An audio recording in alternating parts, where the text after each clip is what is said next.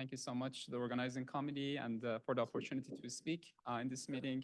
I absolutely second that, what Mary Jo just mentioned. I think it is an exciting time to be a thoracic medical oncologist, with the new data and the new approvals that we have every day.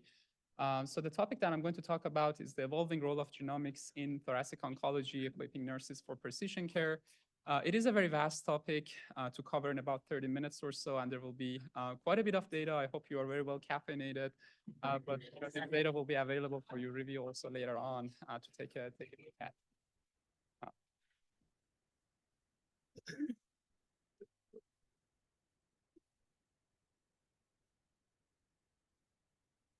I do not have any financial relationships to disclose. All right, so first of all, I would like to start off by thanking each and every one of you for what you do. Certainly providing the multidisciplinary care for our patients is not really possible without your dedicated efforts and care. So round of applause for yourself.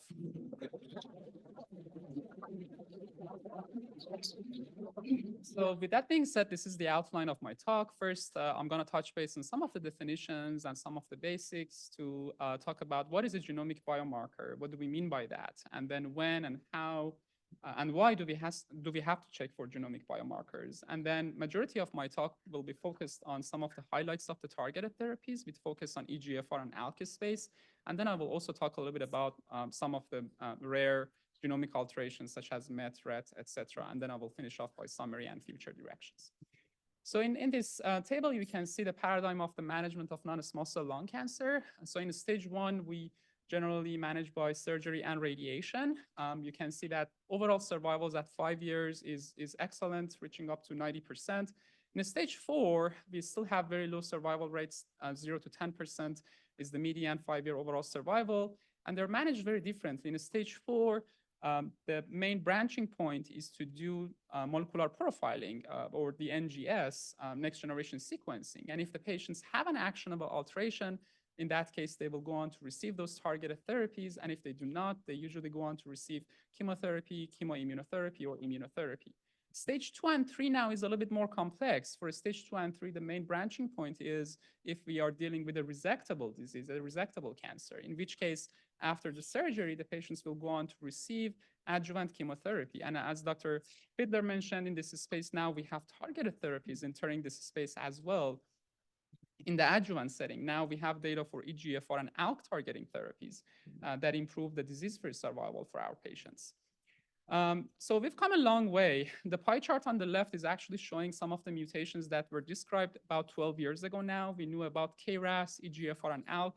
And now 12 years later, we have dissected and delved into those mutations deeply. And we know, for example, in the EGFR space, there are many more mutations described. We have typical EGFR mutations, atypical, exon 20 insertion mutations, etc.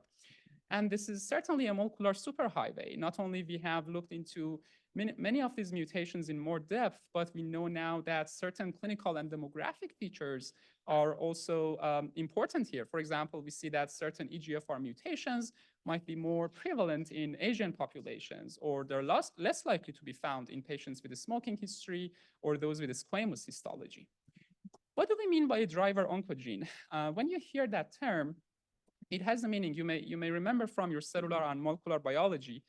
The picture on the left is showing a wild-type KRAS signaling pathway in this example. So we know that we have receptor tyrosine kinases on the cell surface, which can sense the presence of certain growth factor, for example, the epidermal growth factor, etc. And when the ligand attaches to these RTKs, it does induce a signal transduction pathway downstream, which results in cellular proliferation and basically differentiation. And there are several pathways that are involved in this. For example, we have the MAP kinase pathway, which is the RAF, MEK, ERK, which basically induces the production of transcription factors, and that results in cellular proliferation. Now, when you have a mutant KRAS G12C signaling, mutant KRAS G12C in this example, you see that even in the absence of the growth factor, in the absence of the ligand, this mutation in particular results in constitutive activation of the KRAS, which is a G protein. And even in the absence of the growth factor, that results in sending signals downstream in the cell nucleus that results in carcinogenesis and tumorigenesis. Dr. Fiedler mentioned this. Why should we do genomic biomarker testing in non-small cell lung cancer? This is a population level mortality data that was published now a number of years ago, and it's showing that there was a sharp decline in mortality from lung cancer in between 2013 to 2016. So it's not even that updated. But the authors actually did mention that to a large extent, this was likely due to the FDA approvals of targeted therapies. And this is another paper from JAMA that actually is showing the estimated projections of cancer death in the US projected until year 2040. And as you can see, for majority of the cancers, it is relatively stable or even maybe increasing, for example, in pancreatic or biliary cancers. Whereas in lung cancer, it's going to continue to decline, largely thanks to the smoking cessations campaigns, also to screening campaigns, as Dr. Fiedler mentioned. But on top of that, it's because our targeted therapies work. So it's important to do genomic testing for our patients. And this is an example of a case report of a 36-year-old pregnant lady that was diagnosed with EGFR mutant non-small cell lung cancer. And after a few months of treatment with targeted therapy, you can see on the PET scans on the bottom that there was a very nice metabolic response. So it's important to test. Not only that, but it's also important to test early on.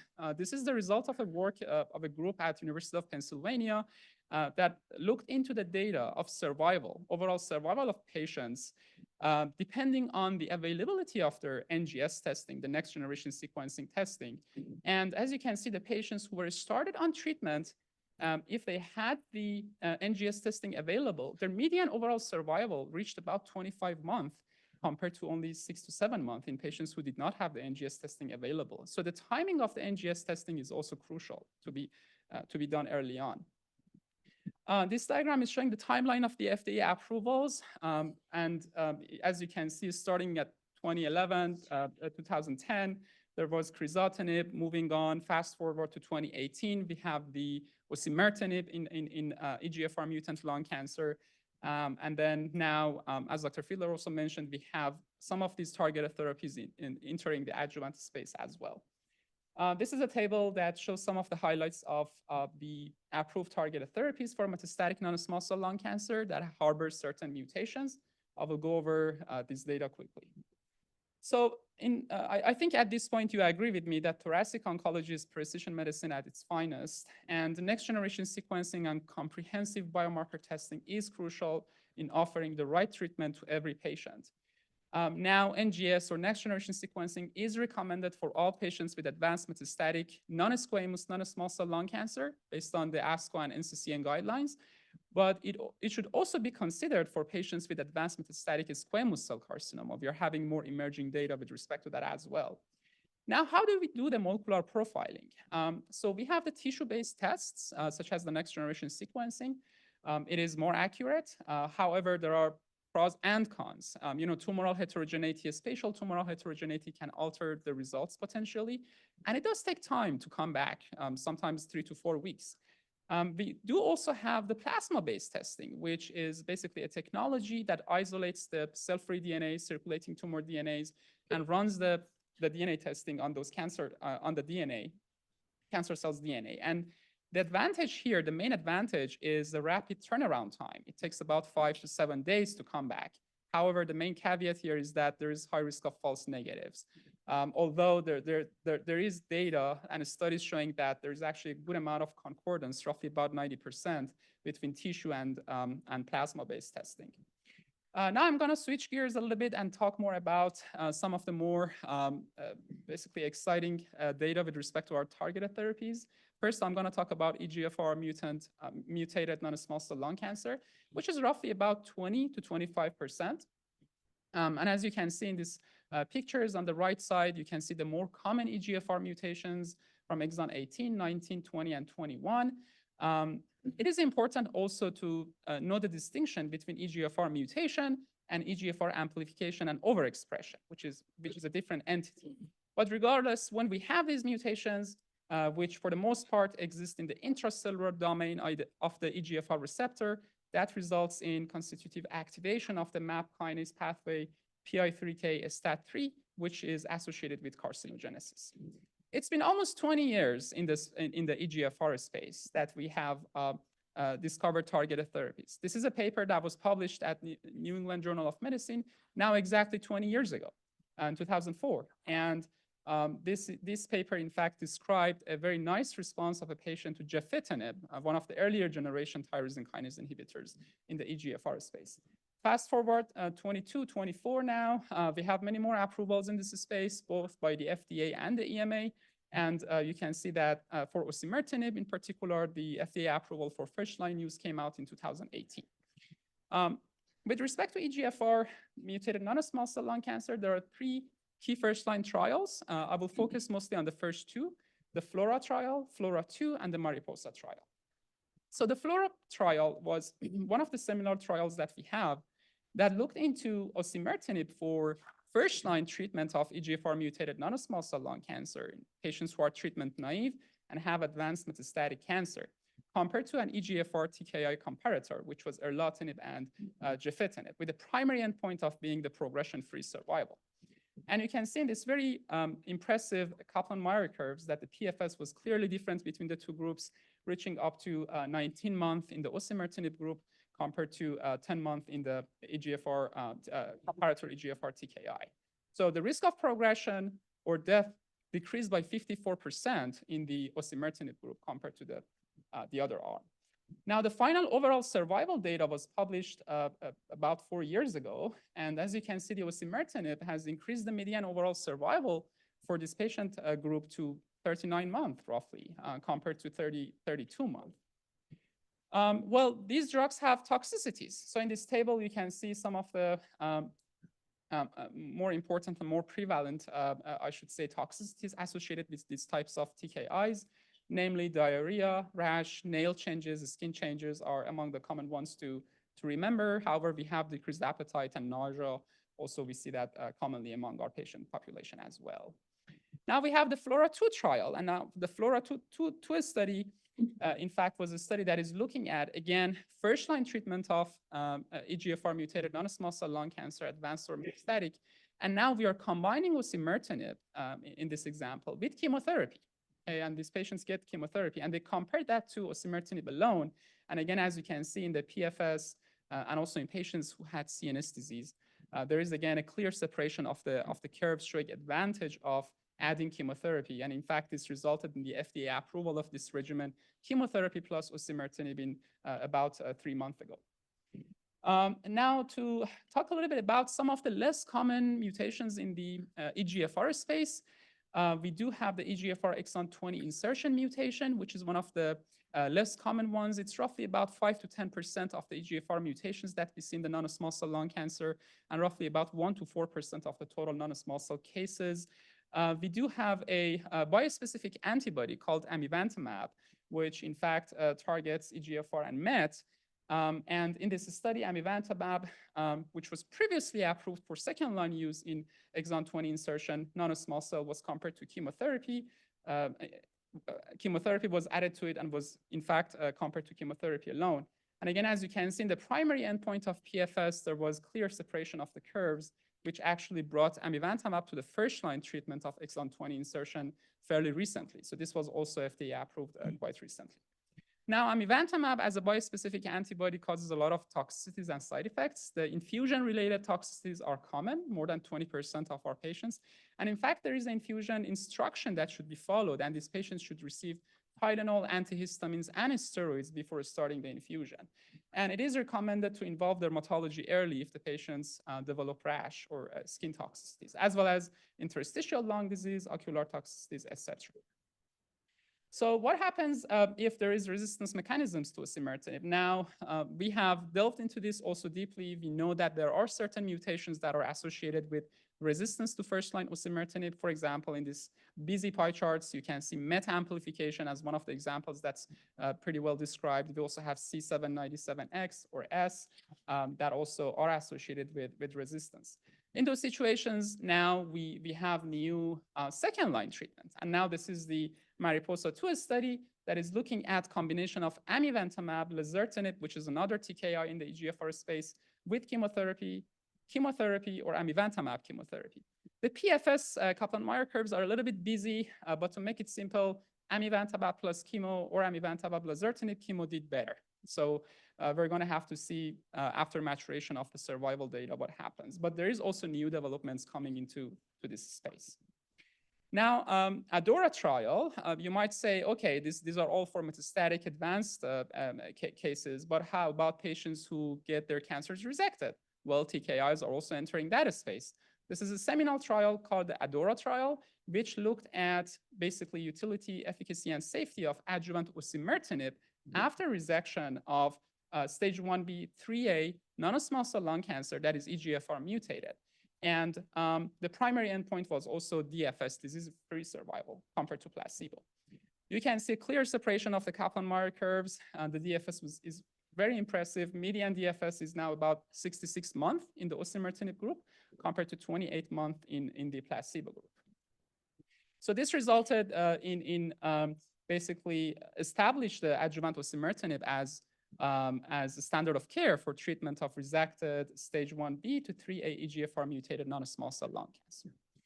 Let's talk a little bit about ALK inhibitors. And now ALK is also another mutation that we see. Roughly about 5% of our patients with non-small cell lung cancer. ALK can be identified by IHC, by immunohistochemistry, but it can be confirmed by FISH and PCR. The most common gene fusion partner is EML4. And we have 5 drugs that are approved for first-line use: ceritinib, crizotinib, alectinib, brigatinib, and lorlatinib. And for second-line and beyond, we have lorlatinib that is approved.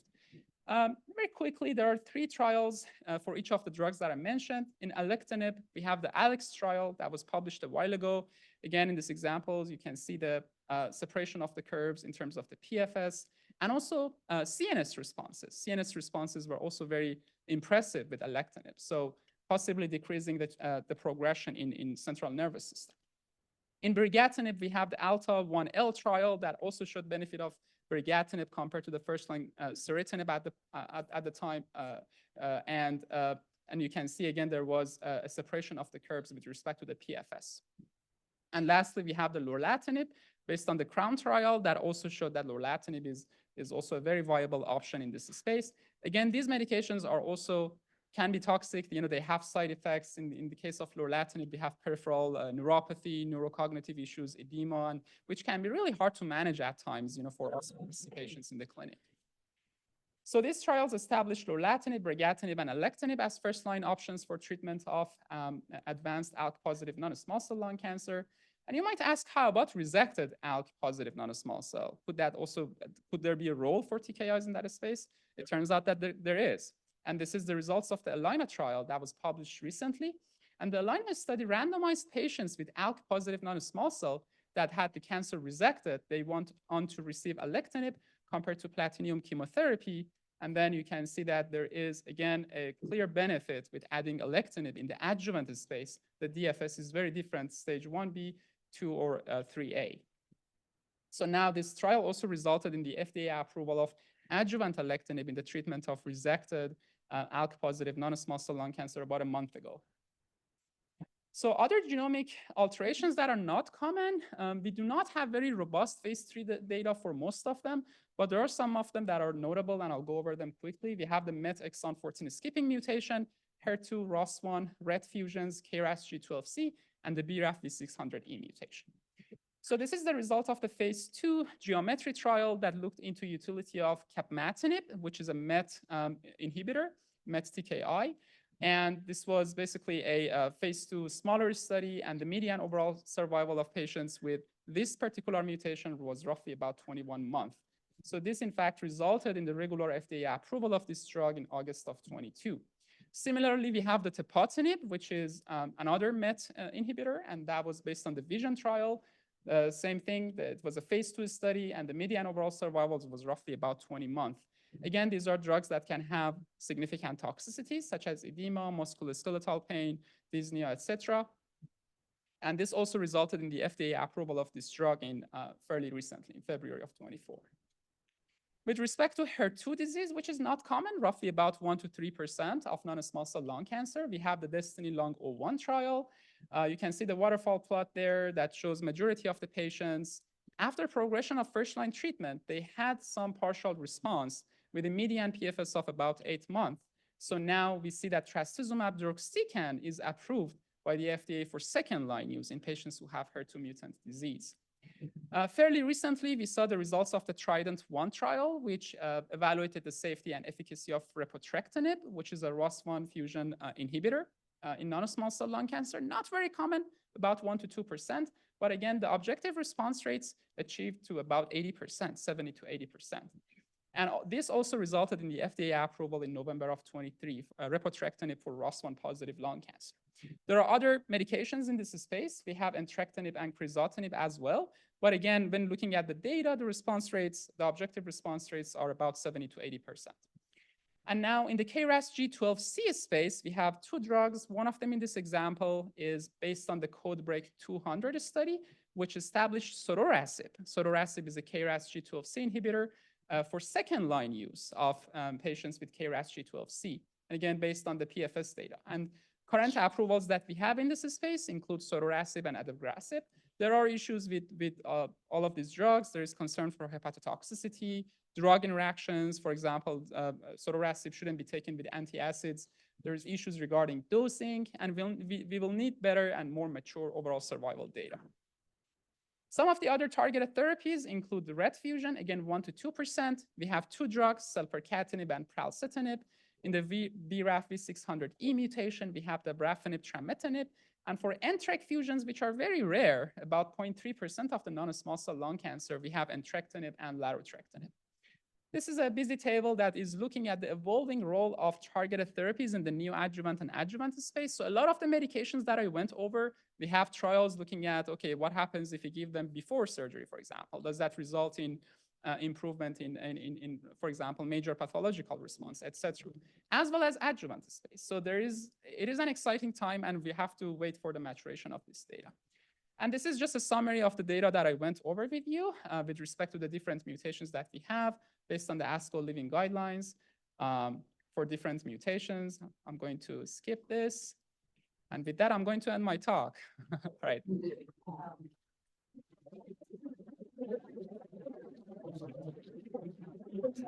Any questions?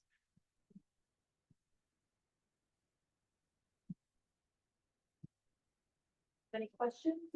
I just mentioned this was a wonderful synopsis of all the different therapies that are coming out. Because there sometimes are the same, like various drugs for the same target.